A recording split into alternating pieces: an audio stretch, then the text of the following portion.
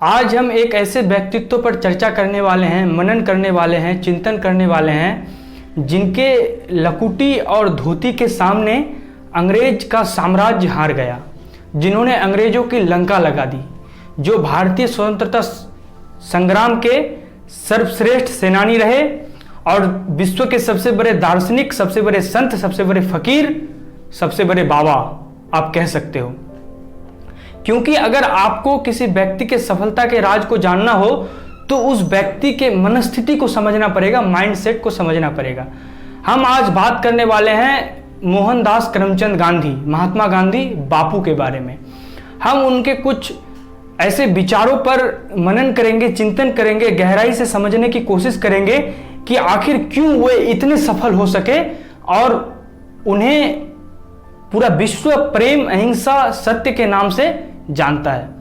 तो सबसे प्रसिद्ध विचारों को मैं यहाँ लूंगा। उनका जो पहला विचार है वो ऐसे है कि व्यक्ति अपने विचारों के सिवाय कुछ नहीं है, वह जो सोचता है वह बन जाता है। अर्थात आज आप जो कुछ हैं वह बीते दिनों के बारे में, भूतकाल में आपने जो सोचा उसका परिणाम है, और भविष्य में आप जो होंगे वो आज आप क्या सोचते हैं उसका परिणाम होगा।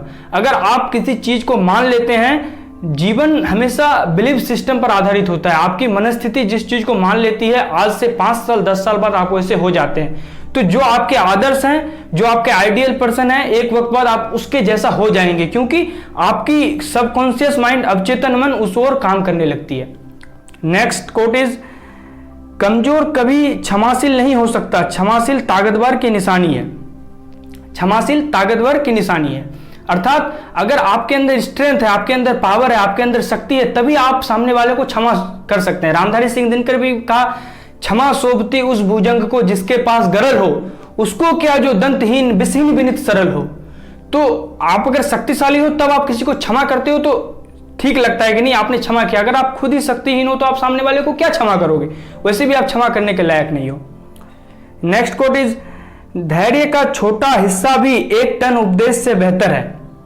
अगर आपके अंदर पेशेंस है तो वो लाख प्रवचनों से बेहतर है, क्योंकि सफलता की सबसे बड़ी और सबसे प्रमुख जो कारण है वो धैर्य है, पेशेंस है। अगर आप में पेशेंस है और आप साधना कर रहे हैं तो आपकी सफलता कोई नहीं छीन सकती। ताकत शारीरिक शक्ति से नहीं आती, यह अदम्य इच्छा शक्ति से आती है। आपका अगर शरीर बलशाली है, आप बलिष्ठ हैं, तो इसका मतलब ये नहीं कि आप ताकतवर हैं। ताकत आध्यात्मिक शक्ति होती है, ताकत मानसिक शक्ति होती है, ताकत आपकी इच्छा शक्ति होती है, ताकत आपकी नैतिकता होती है, आपकी मोरालिटी होती है। गौरव लक्ष्य पाने के लिए कोशिश करने में है, न कि लक्ष्य तक पहुंचने में।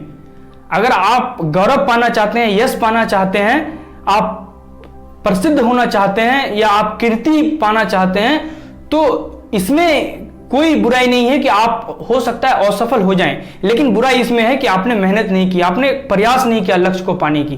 तो गौरव इसी में है, लक्ष्य पाने में नहीं, लक्ष्य की तरफ प्रयास करने में। जरूरी नहीं है कि सब लोग सफल हो जाए, लेकिन आपने ईमानदारी कोशिश की, यह सबसे बहुत बड़ी बात है। आप जो करते हैं वह नगण्य होगा, लेकिन आपके लिए वह करना बहुत अहम है। आप कोई छोटा कदम लेते हैं, उनकी कोई वैल्यू नहीं होती।